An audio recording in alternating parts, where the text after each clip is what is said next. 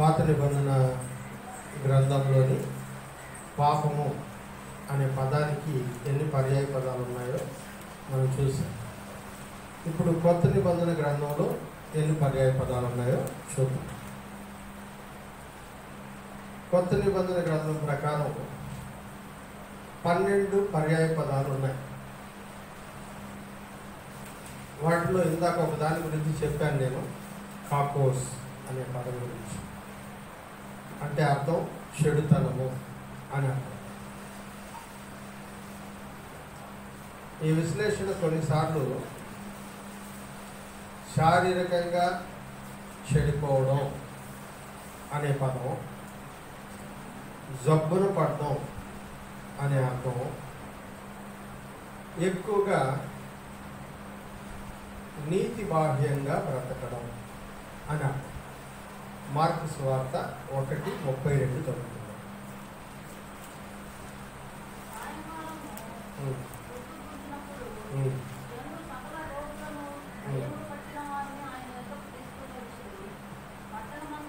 Mark 1:32 చాలు.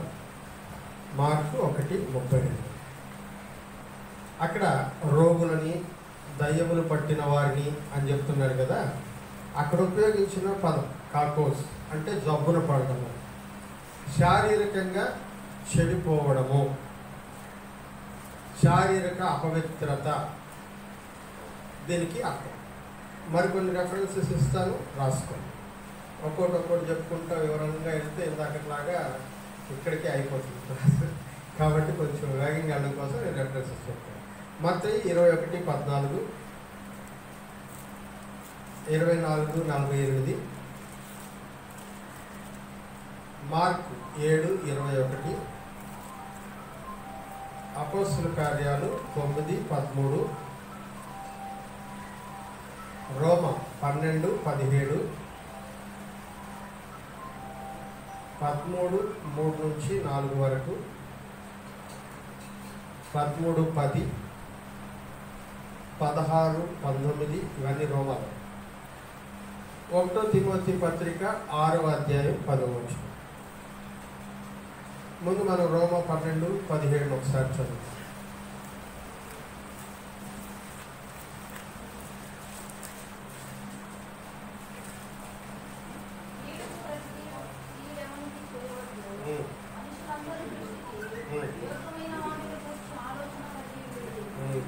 కీడుకు ప్రతి కీడు. ఆ కీడు అనే పదం కాకోస్ అనే పదానికి, చెడుతనము అనే పదాన్ని వివరించడానికి ఉపయోగించడం జరిగింది. మార్కు 7:21 మీ అందరికీ తెలుసు. మనుషుల హృదయములో నుంచి ఏమేమి వస్తాయంట?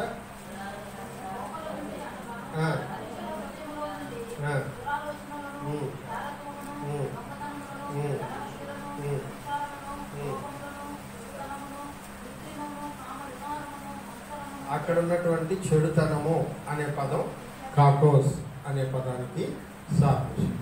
ఇక రెండవ పదం పోనేరోస్. పోనేరోస్ దీని అర్థం దుష్టత్వము. బైబిల్లో ఎప్పుడు కూడా నైతిక దుష్టత్వాన్ని గురించి రాయబడింది. మోరల్ వికెడ్నెస్ అంటారు, నైతిక దుష్టత్వం. మత్తయి సువార్త 7:11 చదవండి.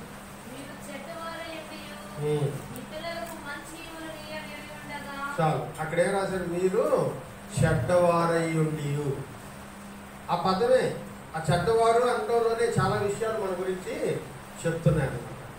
మనం చెడ్డవాళ్ళం అయినా కూడా ఏం చేయాలనుకుంటున్నామంట?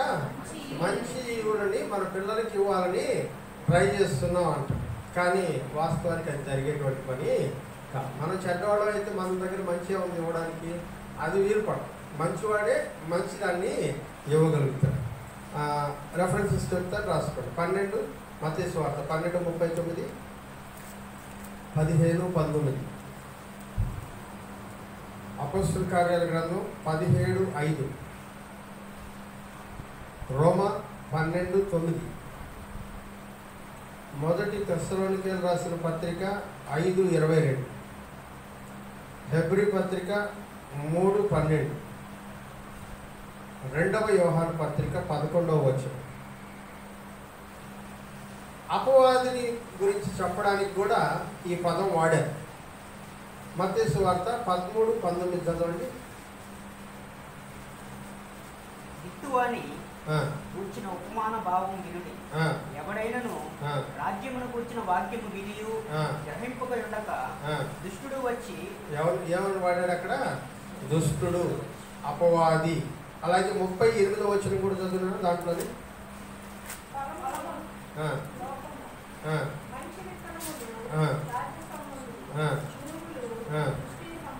గురుగులు దుష్టుని సంబంధులు. ఆ పదం ఆయన కూడా ఉపయోగించడం జరిగింది. ఇంకా ఎక్కడెక్కడ వాడారో చెప్తాను. అపవాదికి సంబంధించి పదాన్ని మొదటి యోహాను పత్రిక 2వ అధ్యాయం 13వ వచనంలోను, 5వ అధ్యాయం 13వ వచనంలోను, మత్తయి సువార్త 6వ అధ్యాయం 13వ వచనంలోను, యోహాను సువార్త 17వ అధ్యాయం 15వ వచనంలోను దీని గురించి వాడడం జరిగింది. ఇక అపవిత్రాత్మల్ని, దయ్యాల్ని సంబోధించడానికి కూడా ఈ పదాన్నే వాడారు.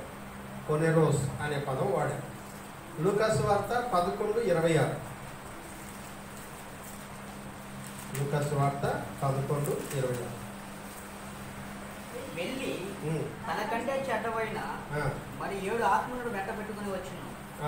తనకంటే చెడ్డవైన 7 ఆత్మ. అది ఎవరి గురించి? అపవాదిని, అపవాది సంబంధులని, దయ్యాల గురించి చెప్పడానికి. దయ్యాల గురించి మరొక చోట కూడా వాడేది ఇదే పదాన్ని. అపొస్తలుల కార్యాల గ్రంథం 19:12 చదవనక్కర్లా, నోట్ చేసుకో. తర్వాత 3వ పదం అషేబస్, ASHEBES, అషేబస్. అర్థము దైవలేమి, దేవుడు లేని జీవితము. 2వ పేతురు పత్రికలోను, యోధా పత్రికలోను ఈ పదాన్ని వాడారు. దైవత్వము లేని బోధలు అనే వాటి గురించి చెప్పడానికి, రక్షణ లేనివారు అనే దాని గురించి చెప్పడానికి, దైవత్వము లేనివారు అనే దాని గురించి చెప్పడానికి ఈ పదాన్ని ఉపయోగించారు. రోమా 4వ అధ్యాయం 5వ వచనం.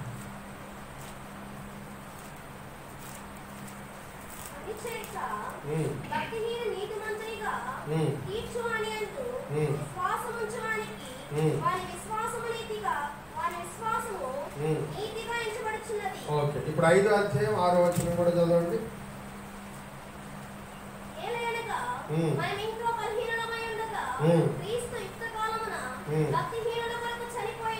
భక్తిహీనుల కొరకు అనే పదం అంటే అర్థం ఏంటంటే అషేబస్, దైవము లేని వారి కొరకు, దైవత్వము లేని వారి కొరకు చనిపోయాడు అనే పదాన్ని ఇక్కడ ఉపయోగించడం జరిగింది. పాపం అనే పదం కొరకు ఎక్కువ సార్లు ఇది వాడబడినట్లుగా మనం చూస్తాం. రోమా పత్రిక 1:18లో మనం ఈ మాటను చూస్తాం.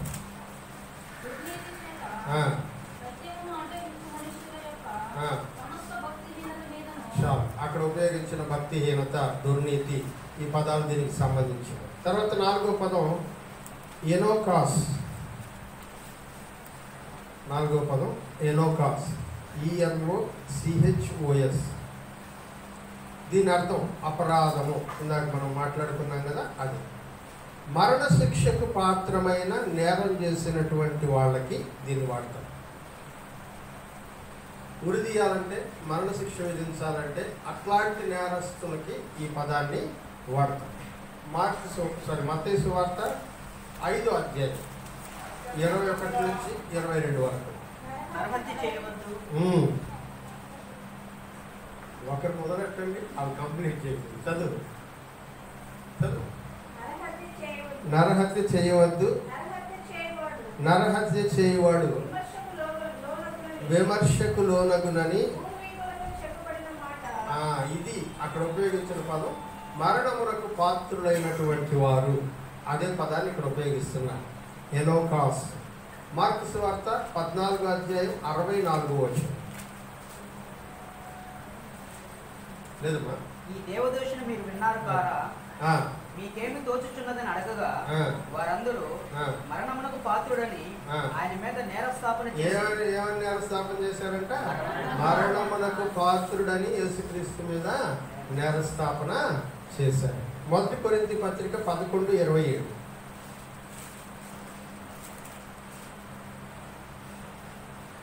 కాబట్టి ఎవడు అయోగ్యముగా ప్రభు యొక్క రొట్టెను తినును లేక ఆయన పాత్రలోనిది త్రాగును వాడు ప్రభు యొక్క శరీరమును గూర్చి రక్తమును గూర్చి అపరాధయకును. అంటే ఇప్పుడు జాగ్రత్తగా దాన్ని ఆలోచిస్తే ప్రభు యొక్క శరీరమును గూర్చి రక్తమును గూర్చి ఏమవుతాడంట? అంటే మరణమునకు పాత్రుడుగా ఎంచబడతాడు. ఎంత జాగ్రత్తగా చదవాలి. యాకోబు పత్రిక 2:10.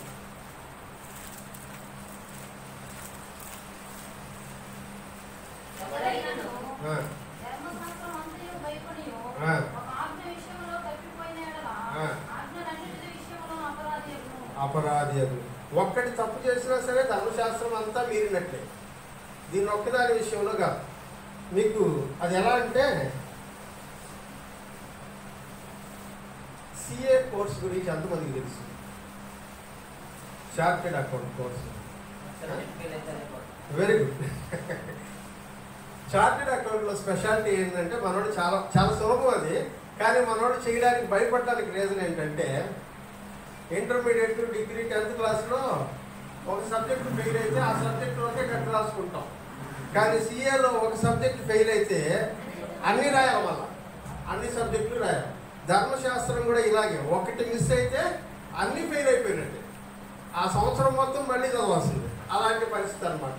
సో అలా ఉపయోగించడానికి ఈ పదాన్ని ఉపయోగించడం జరిగింది. అందుకని యాకోబు పత్రికలో ఆ మాటలు మనం చూస్తాం.